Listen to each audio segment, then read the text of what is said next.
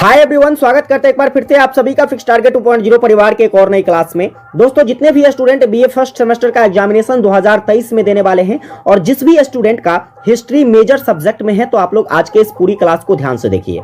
बात करते हैं आज के इस क्लास का। तो देखिए, आज के इस क्लास में हिस्ट्री मेजर पेपर के लिए मैं आपको कुछ most important short type questions discuss करके बताने वाला हूं और ये सभी के सभी प्रश्न आपके एग्जाम के दृष्टिकोण से काफी ज्यादा इंपॉर्टेंट है। इसीलिए पूरी क्लास को ध्यान से देखिएगा और सभी प्रश्नों को अच्छे से समझने का प्रयास कीजिएगा, ताकि पेपर में जब आपसे ये क्वेश्चंस पूछा जाए तो आप सरलता के साथ आंसर कर पाओ। सबसे पहला क्वेश्चन आज के इस क्लास का, जो कि 12 नंबर क्वेश्चन होगा।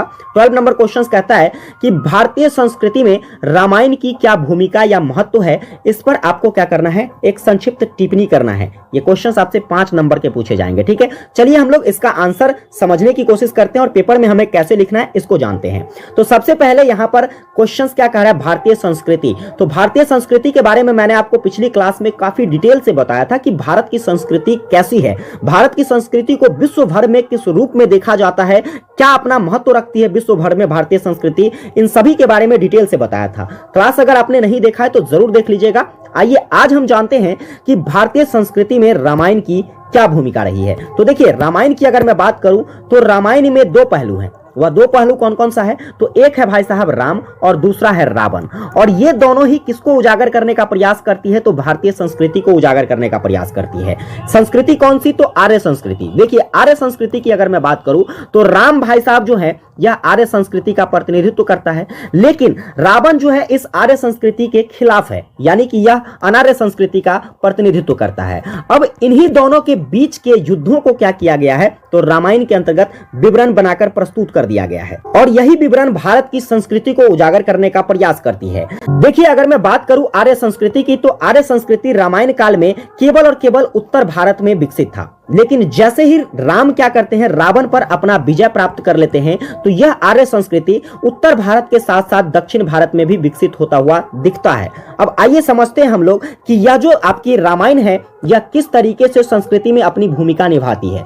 तो सबसे पहले हम बात करते हैं हमारी संस्कृति किस प्रकार की है। तो हमारी संस्कृति जो है सबों को एक आदर स्वरूप देखने का प्रयास करती है। जैसे कि मैंने आपको वसुधैव कुटुंबकम के बारे में पढ़ाया था। वसुधैव कुटुंबकम हमें क्या बताती है कि संपूर्ण विश्व जो है हमारा एक परिवार है और हमारे एक परिवार की एक मर्यादा है, जहां पर हम सभी को क्या करते हैं, आदर स्वरूप देखते हैं, प्यार स्वरूप देखते हैं। ठीक उसी प्रकार से रामायण काल में भी माता पिता को देवता के तुल्य माना जाता था, यानी कि माता पिता को देवताओं का दर्जा दिया जाता था। इस आधार पर जो है हम कह सकते हैं रामायण जो है हमारी संस्कृति को उजागर करने का प्रयास करती है। इतना ही नहीं, पुत्र का कर्तव्य होता था अपने पिता के प्रति आदर, अपने माताओं के प्रति आदर, अपने बड़ों के प्रति आदर और सम्मान का भाव रखना, अपने छोटों के प्रति प्यार का भाव रखना। और ये सभी के सभी जो है हमारे संस्कृति से जुड़ी हुई बात है। जिस तरीके से आपने रामायण में देखा होगा कि राजा दशरथ के कहने पर दशरथ पुत्र राम ने क्या किया था, तो दशरथ पुत्र राम ने अपने पिता के सम्मान के लिए, अपने पिता के आदर के लिए, उनके वचनों को पालन करने के लिए 14 वर्षों तक वनवास काटा। कितने वर्षों तक, 14 वर्षों तक वनवास में रहा। और यह सभी के सभी जो है हमारी संस्कृति को उजागर करने का प्रयास करती है। रामायण की अगर मैं बात करूं तो रामायण में तत्काल समय की वेशभूषा और प्रकृति का भी चित्रण देखने को मिलता है। इतना ही नहीं, इसके साथ साथ मैं बात करूं तो साहित्य की दृष्टि से भी रामायण जो है हमारी संस्कृति में काफी ज्यादा योगदान देने का प्रयास करती है। साहित्यिक दृष्टि से क्यों, तो देखिए, एक तरफ हम लोग राम की उदारता का वर्णन करते हैं रामायण के अंतर्गत, वहीं पर दूसरी तरफ बात करें तो उनके नैतिक आदर्श का भी हम लोग क्या करते हैं, तो नैतिक आदर्श का भी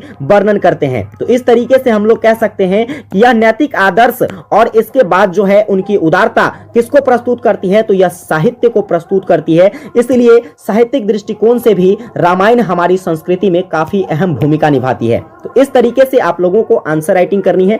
उम्मीद करता हूं मैं आपको भारतीय संस्कृति में रामायण की भूमिका या महत्व को समझा पाया होऊंगा। अगर आपने समझ लिया है इस चीज को, तो एक बार प्यारा सा कमेंट करके जरूर बताइएगा कि आप किस प्रकार समझ सके या फिर कुछ त्रुटियां रह गई। कमेंट करके जरूर बताइएगा और अपने सभी दोस्तों को जरूर शेयर कीजिएगा।